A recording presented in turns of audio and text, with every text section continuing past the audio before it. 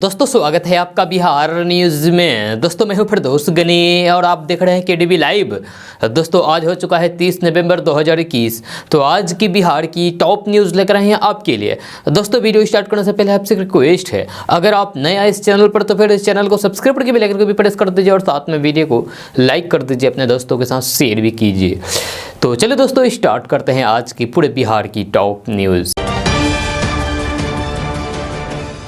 दोस्तों आज सबसे पहले बात करते हैं कि बिहार की राजधानी पटना से बड़ी खबर सामने आ रही है। ताज़ा रिपोर्ट के मुताबिक बिहार में रहने वाले वैसे लोग जिनके पास घर नहीं है, उन लोगों को नीतीश सरकार के द्वारा जमीन दिया जाएगा ताकि वे लोग उस पर अपना घर बना सके। खबर के अनुसार नीतीश सरकार बालिग हुए बेघर नौजवानों को जमीन देने के लिए सर्वे करा रही है। नीतीश सरकार बसेरा अभियान के तहत बिहार में 77% से अधिक भूमिहीन परिवारों को घर बनाने के लिए जमीन दे चुकी है, जहाँ बहुत जल्द अन्य लोगों को भी जमीन दिया जाएगा। आपको बता दें कि बसेरा अभियान के तहत सरकार बेघर लोगों को 5 डिसमिल जमीन दे रही है। बिहार में बसेरा अभियान के तहत पहले 3 डिसमिल जमीन दिया जाता था, लेकिन बिहार सरकार ने इसे बढ़ाते हुए 5 डिसमिल जमीन कर दिया है। मिली जानकारी के अनुसार बिहार में अभी लगभग 26,000 लोग वैसे हैं जिनके पास खुद का घर नहीं है। इन सभी लोगों को घर के साथ साथ जमीन भी दिया जा रहा है।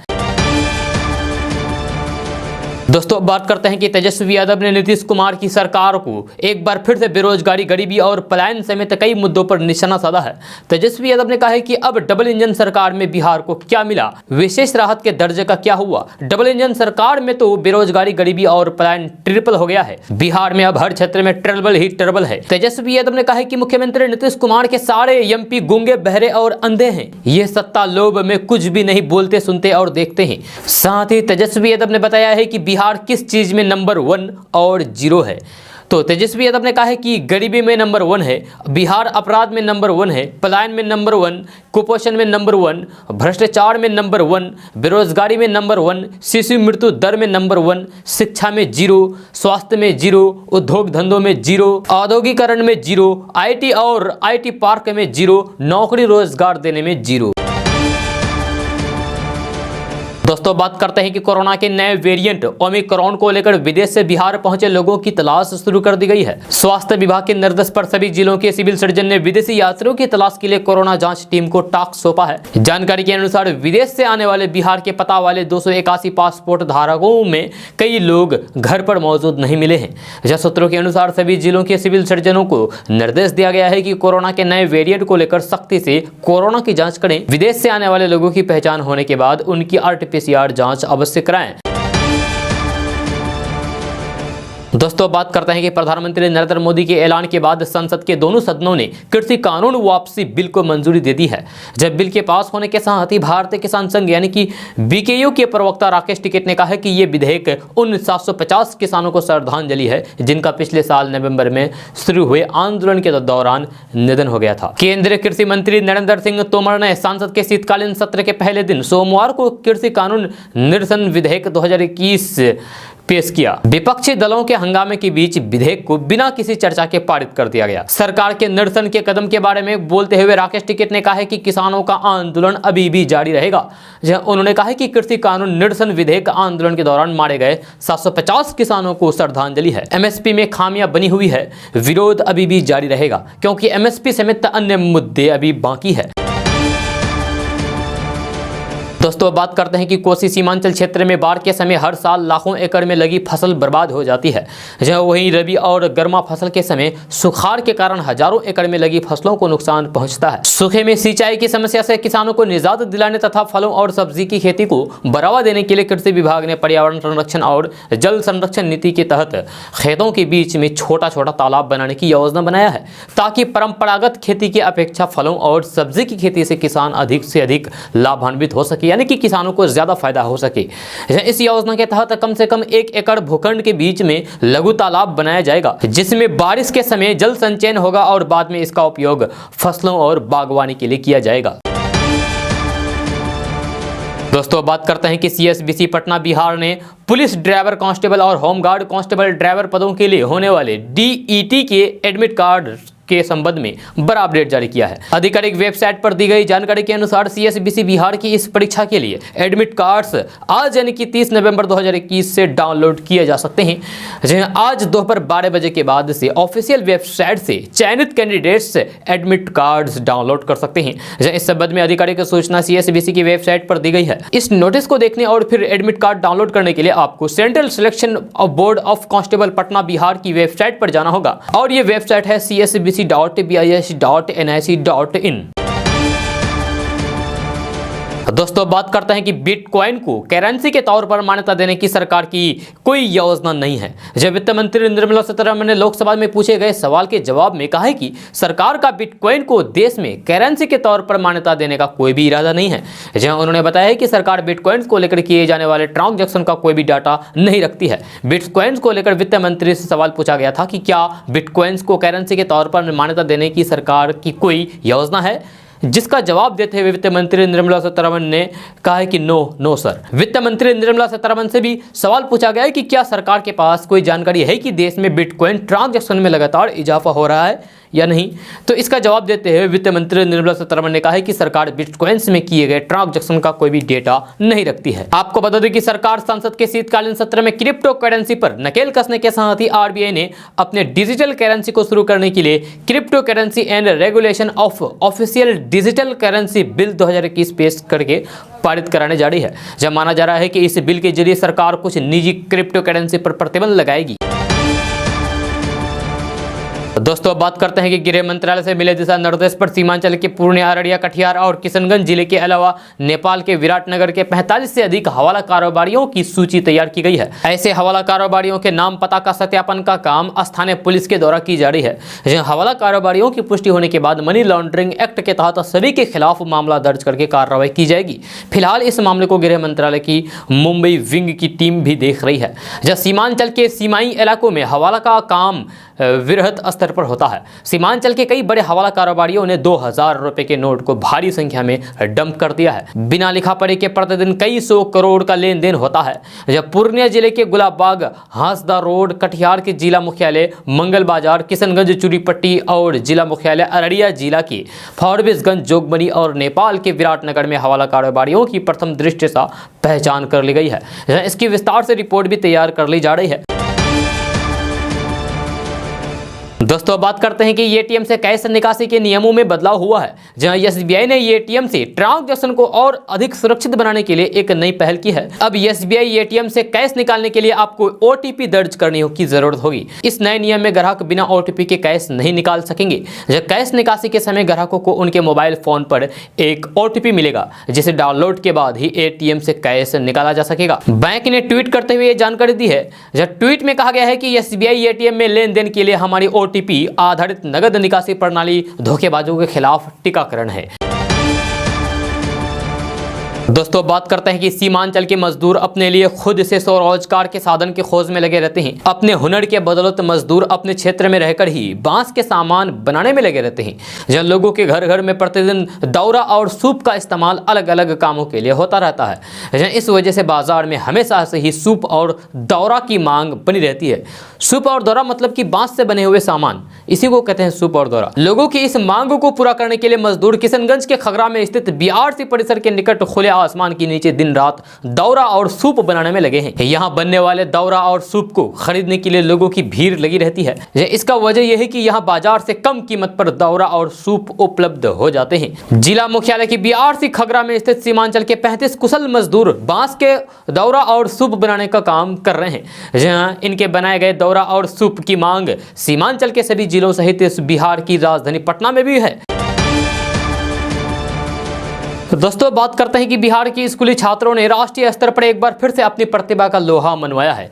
नेशनल लेवल के चिल्ड्रेन साइंस कांग्रेस में 50 बिहारी बाल वैज्ञानिकों का चयन किया गया है। इसकी सूची नेशनल चिल्ड्रेन साइंस कांग्रेस और साइंस फॉर सोसाइटी ने सभी चयनित छात्रों को भेज दी है। ये सभी बच्चे अब राष्ट्रीय स्तर के साइंस कांग्रेस में शामिल होंगे, जहाँ उन्हें विज्ञान में अपना कमाल दिखाने का अवसर प्राप्त होगा। इस प्रतियोगिता का पहला स्टेज राष्ट्रीय स्तर का होता है, जहाँ छात्रों को अपनी प्रतिभा दिखानी होती है। साथ ही विज्ञान के क्षेत्र में एक नई खोज और आविष्कार का प्रोजेक्ट जमा करना पड़ता है। यह राष्ट्रीय साइंस कांग्रेस का आयोजन जनवरी के पहले सप्ताह में किया जाएगा। यह इसको लेकर चयनित छात्रों ने पहले से तैयारियां शुरू कर दी है। यह राज्य स्तरीय साइंस कांग्रेस का आयोजन 17 से 20 नवंबर को आयोजित हुआ था, जिसमें से 2 से अधिक छात्रों ने ऑनलाइन माध्यम से अपना प्रोजेक्ट जमा किया था। बिहार के सभी 38 जिलों में से 21 जिलों से इन बाल वैज्ञानिकों का चयन किया गया है। सबसे ज्यादा पटना से 6 बाल वैज्ञानिकों का चयन किया गया है, जब बेगूसराय और मुजफ्फरपुर से 5-5, जबकि सुपौल से 4 बाल वैज्ञानिकों का चयन किया गया है। कटिहार के भी 1 बाल वैज्ञानिकों का चयन किया गया है। दोस्तों अब बात करते हैं कि जन अधिकार पार्टी के राष्ट्रीय अध्यक्ष पप्पू यादव ने रविवार को बड़ा बयान देते हुए कहा है कि बिहार के पूर्व सीएम लालू प्रसाद यादव की जान को खतरा है। पप्पू यादव ने कहा है कि लालू प्रसाद यादव सच में बीमार है, मगर उनका परिवार इलाज के नाम पर राजनीति कर रहा है।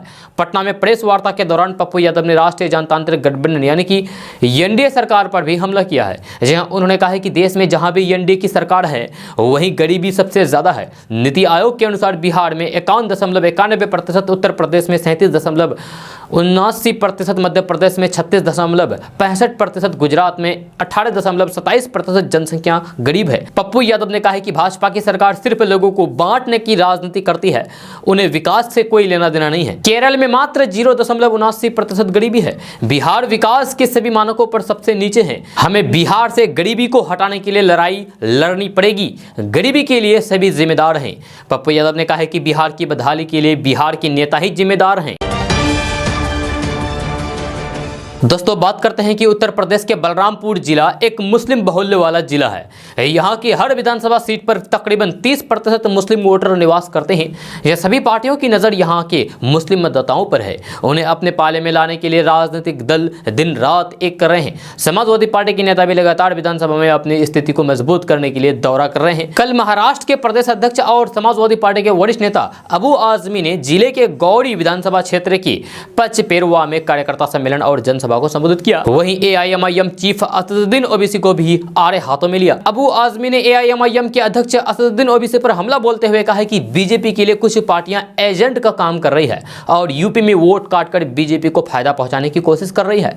उन्होंने कहा कि बिहार में कुछ वोट कट जाने की वजह से बिहार में लालू प्रसाद यादव की सरकार नहीं बन सकी, जबकि बंगाल में वहां के लोगों ने समझदारी दिखाई। मैं उनको सैल्यूट करता हूं।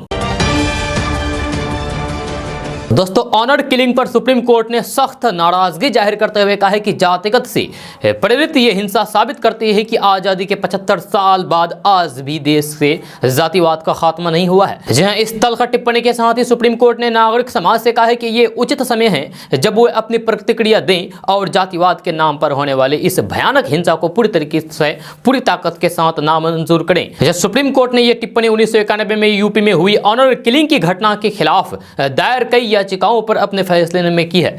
इस घटना में एक महिला समेत 3 लोग मारे गए थे। सुप्रीम कोर्ट ने कहा है कि इससे पहले भी वह सरकारों को ऑनर किलिंग को रोकने के लिए कई दिशा निर्देश जारी कर चुकी हैं। इन दिशा निर्देशों का पालन बिना देरी किए किया जाना चाहिए। सुप्रीम कोर्ट ने कहा है कि जाति आधारित प्रथाओं द्वारा कायम कट्टरता आज भी चलन में है। यह संविधान में सभी नागरिकों के लिए समानता के उद्देश्य को बाधित करती है। यह सुप्रीम कोर्ट ने अपने फैसले में कहा है कि जाति आधारित सामाजिक नियमों को तोड़ने पर 2 युवकों और एक महिला के साथ 12 घंटे तक मारपीट की गई और बाद में उनकी जान चली गई। देश में जाति आधारित हिंसा के ये मामले बताते हैं कि आजादी के 75 साल बाद भी आज भी जातिवाद का खात्मा नहीं हुआ है।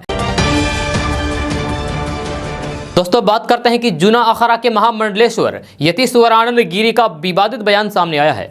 उन्होंने कहा है कि मुसलमानों को भारत में रहने का अधिकार नहीं है। महामंडलेश्वर ने कहा है कि हिंदू और मुसलमानों की संस्कृति एक नहीं हो सकती, फिर हिंदू मुसलमान भाई भाई कैसे हो सकते हैं। उन्होंने कहा है कि मुसलमान भारत को रोज गाली देता है, मुसलमानों को वोट देने का अधिकार नहीं होनी चाहिए, मुसलमान भारत में शरणार्थी बनकर रहे। यतीश्वरानंद ने कहा है कि कथित सेकुलरवादियों ने धर्म के आधार पर देश का बंटवारा कर दिया है।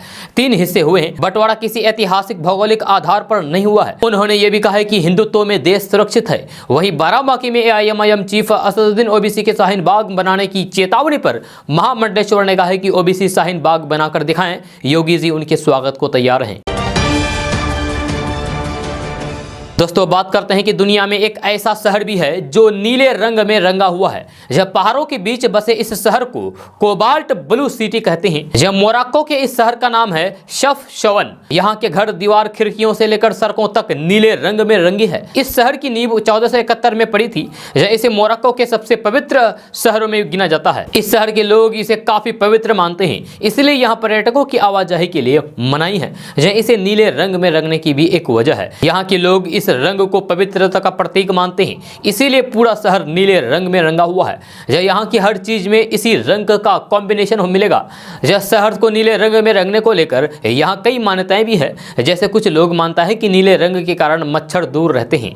वहीं कुछ लोगों का कहना है कि इस रंग का प्रयोग शहर को खूबसूरत बनाने के लिए किया गया है। इस शहर को यूनेस्को की वर्ल्ड हेरिटेज की श्रेणी में रखा गया है। पूरे मोरक्को में यही एकमात्र शहर है जहां कानूनी तौर पर भांग की खेती करने की अनुमति दी गई है। यहाँ लाखों लोगों के लिए भांग की खेती ही उनकी आय का एकमात्र स्रोत है, जरिया है। दुनिया भर में इस्तेमाल होने वाले चरस की 40% सप्लाई इसी शहर से होती है। कुछ स्थानीय लोगों के नापसंद करने के बावजूद भी यहाँ पर्यटक पहुंचते हैं और तस्वीरें लेना नहीं भूलते। यहाँ सबसे ज्यादा लोग यूरोपियन देशों से पहुंचते हैं। गर्मियों के मौसम में यहाँ के होटल फुल हो जाते हैं। एक चौंकाने वाली बात यह भी है कि इस शहर में लगे गांजे के पौधे भी पर्यटकों के लिए आकर्षक का केंद्र है।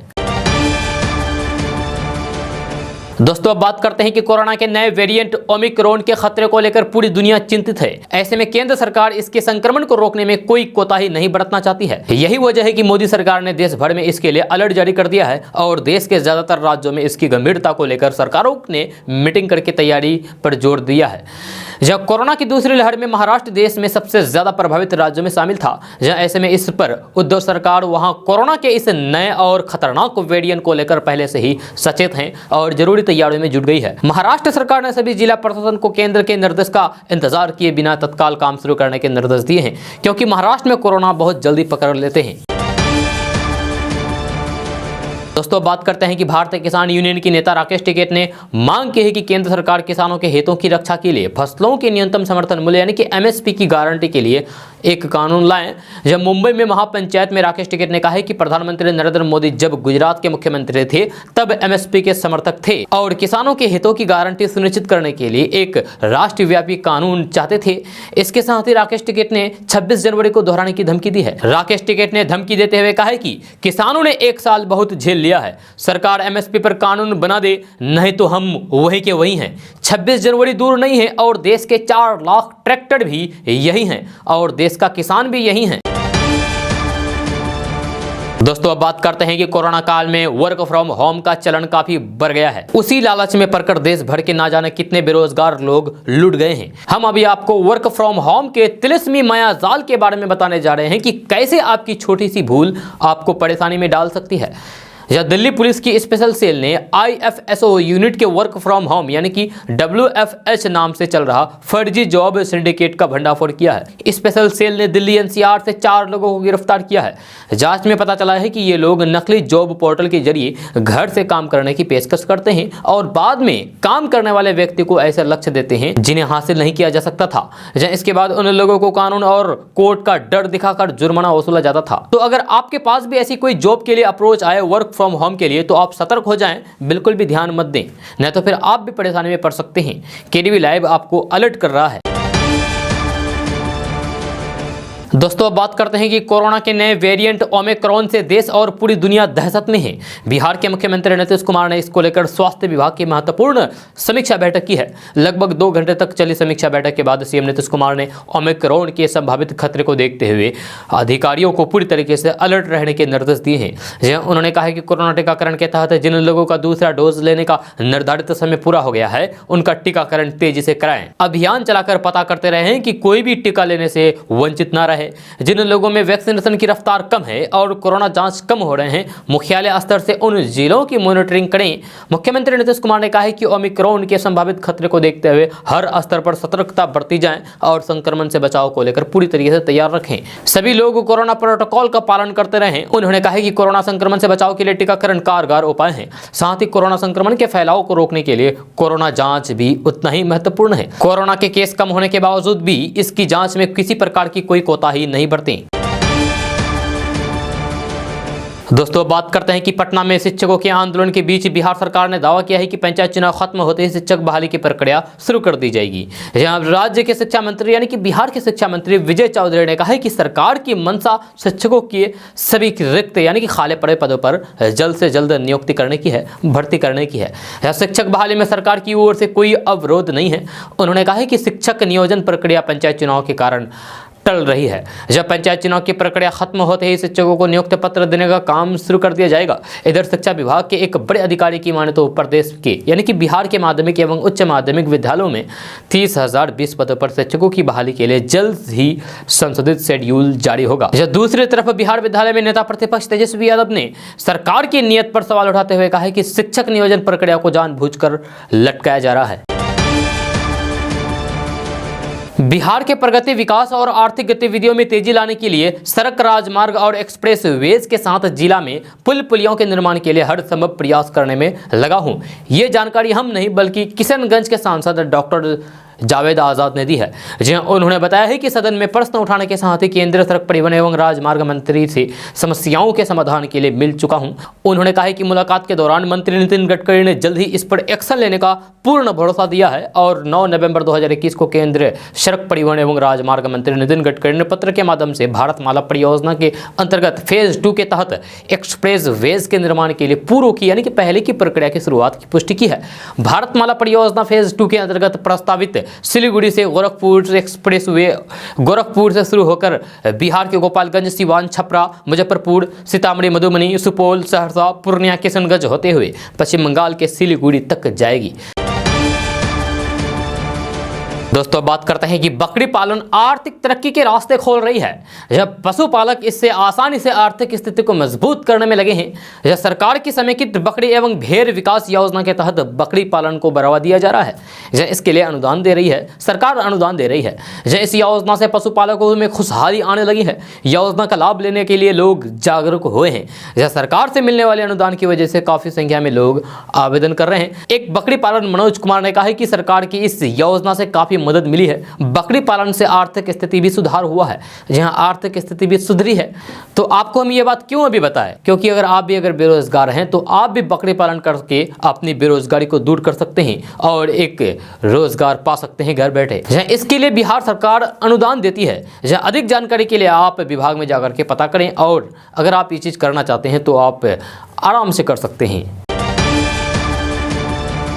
दोस्तों अब बात करते हैं कि बिहार के स्वास्थ्य मंत्री मंगल पांडे ने रविवार को बताया है कि स्वास्थ्य विभाग के बेहतर प्रबंधन और राज्यवासियों की सहभागिता और सक्रियता से बिहार में कोरोना टीकाकरण का आंकड़ा 8 करोड़ के पार हो गया है। इसके लिए स्वास्थ्य मंत्री मंगल पांडे ने राज्यवासियों, चिकित्सकों, स्वास्थ्य कर्मियों, टीकाकर्मियों और सामाजिक संगठनों के प्रति आभार प्रकट करते हुए कहा है कि सबों के अथक प्रयास का ही परिणाम है कि बिहार निर्धारित समय से पहले ही लक्ष्य पूरा करने में सफल हो रहा है। जब मंगल पांडे ने कहा है कि पिछले 9 नवंबर को बिहार ने 7 करोड़ का आंकड़ा पार किया था। फिर करीब 1 माह के भीतर ही बिहार ने 1 करोड़ लोगों को टीकाकरण करके 8 करोड़ के आंकड़े को पार कर दिया है, जो बिहार के लिए खुशी की बात है। इसके साथ ही बिहार ने एक और उपलब्धि हासिल की है।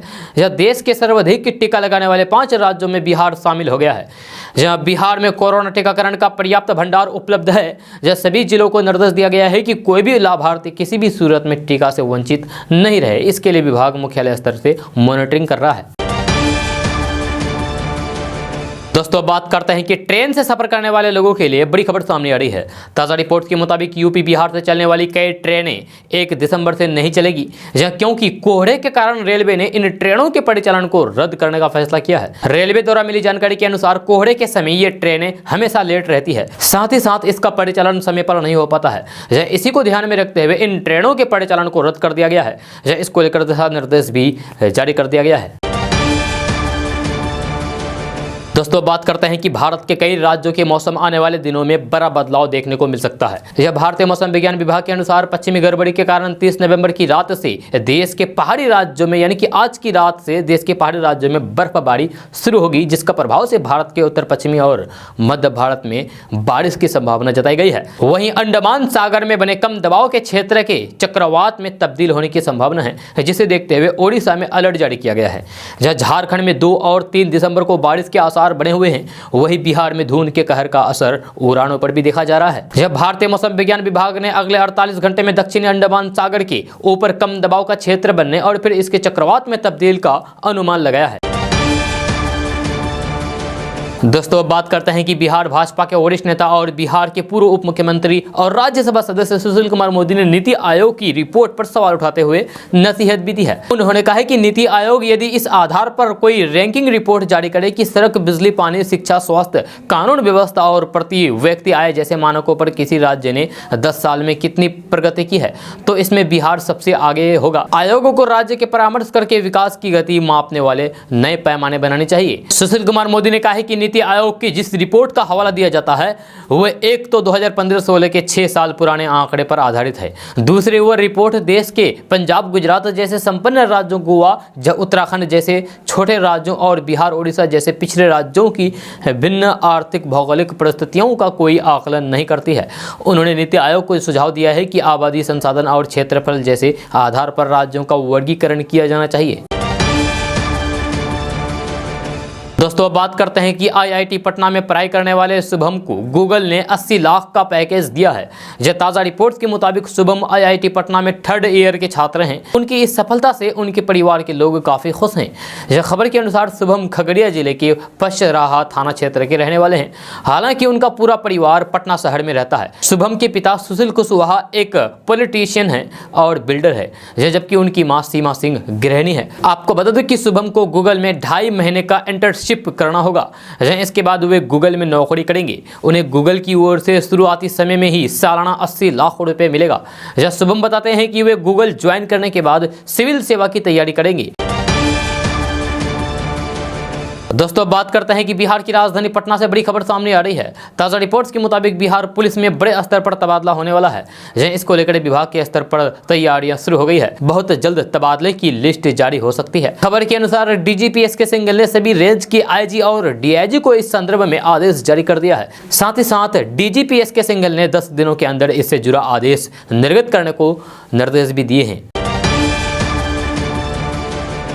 दोस्तों, अब बात करते हैं कि एआईएमआईएम के अध्यक्ष असदुद्दीन ओवैसी ने कहा है कि बीजेपी को जिन्ना और पाकिस्तान से इतना प्यार है कि हम किसानों के लिए गन्ना गन्ना कर रहे हैं और आरएसएस बीजेपी जिन्ना जिन्ना कर रही है। ओवैसी ने कहा है कि जिन्ना को उखाड़ करके फेंक दिया था। बलरामपुर में शोषित वंचित समाज के सम्मेलन को संबोधित करते हुए ओवैसी ने कहा है कि बीजेपी को जिन्ना और पाकिस्तान से इतना प्यार है कि हम किसानों के लिए गन्ना गन्ना कर रहे हैं और बीजेपी आरएसएस जिन्ना जिन्ना कर रही है, जबकि जिन्ना को हमने 75 साल पहले उखाड़ करके फेंक दिया था पाकिस्तान में। ओवैसी ने कहा है कि उत्तर प्रदेश में गाय की तो इज्जत है, लेकिन मुसलमानों की इज्जत नहीं है। गाय को इंसानों से बड़ी इज्जत दी जाती है। ओवैसी ने बीजेपी को झूठ की फैक्ट्री बताते हुए कहा है कि बीजेपी झूठ पैदा करती है और ऐसा पेश करती है कि लोग झूठ को सच मान लेते हैं। उन्होंने कहा है कि चीन भारत की जमीन पर बैठा है, लेकिन इन लोगों को शर्म नहीं आती।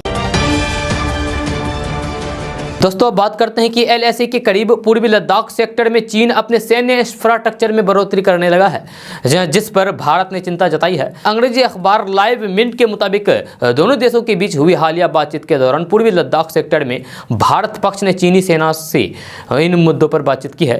अखबार लिखता है कि सूत्र कहते हैं कि एलएसी पर चीन नए निर्माण कर रहा है, जिनमें रहने के लिए जगह, सड़कें, नई हाईवे शामिल है। इसके साथ ही उसने अपनी और मिसाइलें, रेजिमेंट समेत भारी हथियारों की तैनाती की है। इसी कारण से भारतीय पक्ष खासा चिंतित है। सूत्रों ने बताया है कि सैन्य इंफ्रास्ट्रक्चर में बढ़ोतरी खासा महत्वपूर्ण है, जिसमें हाईवे को चौड़ा किया जा रहा है और नई हवाई पट्टियां बनाई जा रही हैं।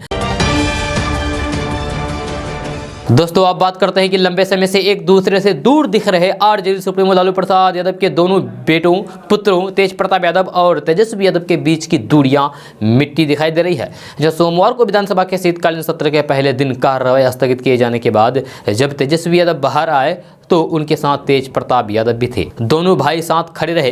यह लगा नहीं कि उनके बीच कोई मतभेद है। इससे पहले तेज प्रताप यादव ने तेजस्वी यादव के ट्वीट को भी रीट्वीट किया था। तब से ही इस बात के संकेत मिल रहे थे कि दोनों भाइयों की करवाहट दूर होती जा रही है। जब दोनों भाइयों को साथ देखकर समर्थकों ने भी खुशी जताई है। दोस्तों अब बात करते हैं कि बिहार सरकार के मंत्री और वीआईपी के राष्ट्रीय अध्यक्ष मुकेश सहनी यूपी विधानसभा चुनाव को लेकर पूरी तरीके से एक्शन मोड में हैं। बिहार में सरकार के पक्ष में बोलने वाले सन ऑफ मल्लाह के सुर यानी कि मुकेश सहनी के सुर यूपी जाते ही बदल जाते हैं। यह एनडीए में रहने के बावजूद भी वे भाजपा पर जमकर बरस रहे हैं। प्रधानमंत्री नरेंद्र मोदी, गृह मंत्री अमित शाह, बिहार के सीएम नीतीश कुमार तक पर उन्होंने वादा खिलाफी का आरोप लगा दिया है। जहां अब तो यह भी कह दिया है कि 2022 के विधानसभा चुनाव में किसी दल से गठबंधन नहीं करेंगे, जहां उन्हें निषादों की ताकत दिखाएंगे। गोरखपुर के चंपा देवी पार्क में एक चुनावी सभा में मुकेश सहनी ने देश के पीएम से लेकर बिहार के सीएम तक पर तंज कसा है। जहां उन्होंने कहा है कि अपने हक और अधिकार के लिए वे पीएम नरेंद्र मोदी, गृह मंत्री अमित शाह, बिहार के मुख्यमंत्री नीतीश कुमार और जेडी सुप्रीमो लालू प्रसाद यादव तक के पीछे भागे। उन्होंने कहा है कि हमारी लड़ाई पूरी कर दीजिए, हम आपकी मदद करेंगे। जब संविधान एक है, देश एक है, तो फिर निषाद समाज के साथ द्वयम दर्जे का व्यवहार क्यों? दोस्तों अब बात करते हैं कि पटना में भगवान के घर चोरी हो गई। जब मंदिर में लगा 11 किलो के चांदी का ध्वज चोर ले गया। जब पुलिस की लचर गश्ती का फायदा उठाते हुए चोरों ने श्याम मंदिर के शीर्ष पर लगा चांदी का ध्वजा गायब कर दिया। यह चौक थाना क्षेत्र के राजा बाबू की गली स्थित प्राचीन श्री श्याम मंदिर में ध्वजा गायब होने की खबर मिलते ही रविवार को लोगों की भीड़ लग गई। घटना की जानकारी होने पर चौक पुलिस मामले की जांच कर रही है। श्री श्याम मंदिर सेवा ट्रस्ट के सचिव दिलीप कुमार डिडवानिया ने चौक पुलिस को बताया है कि रविवार की सुबह वे मंदिर की ऊपरी तल्ले पर गए तो देखा कि शीर्ष पर लगा 11 किलो चांदी का ध्वज गायब है। यह भक्तों द्वारा छानबीन करने के बाद भी ध्वज का पता नहीं चल सका। दोस्तों अब बात करते हैं कि इमारत सरिया के अमीर शरीयत अहमद वली फैसल रहमानी मुस्लिम समुदाय की शिक्षा व्यवस्था में बेहतर लाने की जद्दोजहद में जुट गए हैं। उनकी साफ समझ है कि मौजूदा तालीमी हालात में बदलाव लाए बगैर कौम आगे नहीं बढ़ सकती है। यह सम्मेलन को संबोधित करते हुए उन्होंने आधुनिक शिक्षा पर खास जोर दिया है। आपको बता दें कि फैसल रहमानी मुंगेर खानका के गद्दीनशीन भी है। यह अहमद वली फैसल रहमानी ने कहा है कि आपके सामने अब 3 चुनौतियां हैं जिसे आपको बखूबी कबूल करना पड़ेगा। यह 3 चुनौतियां का जिक्र उन्होंने जीवन पद्धति को व्याख्यात किया है। चुनौतियों का जिक्र उन्होंने बड़े कायदे से किया है, जिसमें से उनका कहना है कि पहला चैलेंज अपने आप पर काबू रखना। अगर आप ठीक रहेंगे तो फिर सब ठीक रहेगा। आपको हमेशा अपनी गतिविधियों पर निगाह रखते हुए पूरी ईमानदारी से काम को आगे बढ़ाना है। दूसरी चुनौती घर और खानदान है। हमारे घर और खानदान में किसी न किसी दर्जे में इस्लाम की बुवास है। हमें और आपको इसे और थोड़ा बेहतर करना होगा। आपसी झगड़े फसाद से निजात और अमन कायम रह सके, हमें इसे अपने अखलाक के जरिए बेहतर करना होगा। तीसरी चुनौती समाज का है। 85% आबादी दीन से अनभिज्ञ हैं। जहां उन 85% भाइयों तक इस्लाम के संदेश को लेकर पहुंचाना हम सबकी जिम्मेदारी है। अपने हिंदुस्तान भाइयों को बताएं कि हम सब आपस में भाई भाई हैं। इसके अलावा उन्होंने मुसलमानों की शैक्षणिक स्थिति का तुलनात्मक व्याख्या किया है। जहां वे कहते हैं कि पूर्व में शिक्षा में हमारी स्थिति बहुत बेहतर थी, बहुत सारी चीज़ों के हम जनक रहे हैं, इसकी वजह से आज दुनिया का कारोबार चल रहा है। यदि अमूल्य आविष्कार हमारे हाथों ना होती तो फिर आज की विकसित दुनिया बहुत सारी महत्वपूर्ण वस्तुओं से वंचित रहती। अफसोस है कि आज हमारी शिक्षा व्यवस्था बहुत अच्छी नहीं है। आज हम बहुत पिछड़ गए हैं। जहां आज तालीम के मोर्चे पर 2-4% रह गए हैं। तालीमी हालात को बदलने के लिए हमें जद्दोजहद करनी होगी। तालीम के मैदान में खोई प्रतिष्ठा वापस लानी होगी। दोस्तों आज का न्यूज़ बस यहाँ तक। कैसा लगा जरूर अपना सुझाव दीजिएगा नीचे कमेंट बॉक्स में कमेंट करके। अगर आप नए आए इस चैनल पर तो फिर चैनल को सब्सक्राइब करके बेल आइकन को भी प्रेस कर दीजिए और साथ में वीडियो को लाइक कर दीजिए, अपने दोस्तों के साथ शेयर भी कीजिए। तो चलो दोस्तों फिर मिलते हैं अगले वीडियो में। जय हिंद, जय बिहार।